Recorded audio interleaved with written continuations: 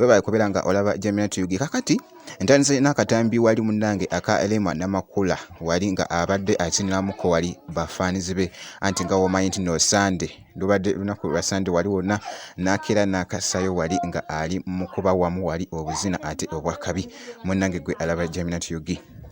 naye nga bwekiti ate nkyekizeko ku mwana mwalo no Lema Namakula bwekityo ate bwekiri wali esaidi kakati nno awo nga ate nvuddewo akatambi kenkute ka Nina Rose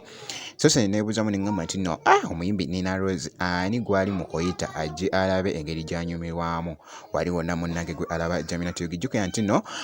Sunday anti nga omanyi nti no it was a Sunday wali wonna munnange gwe alaba Gemini Tuyugi kakati nno mwana mwalo ono avuddeyo n'akyalenjinga oluyimba lwa Queen Sheba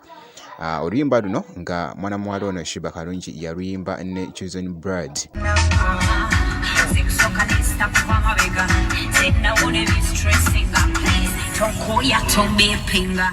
wali wonna munnange gwe alaba Gemini Tuyugi naye nga akatambi ate kenkute ate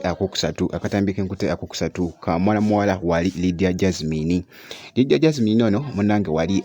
abadde wali nga agenze ku mukolo ogumu munnange gwe alaba Gemini Tuyugi naye essanyu libuze okutta munnange omugole okufaako obufi era nga olabaawo kakati nno ngenda kubeera nga nkulekera akatambi kano ate nja kuba nkomawo mu maaso awo.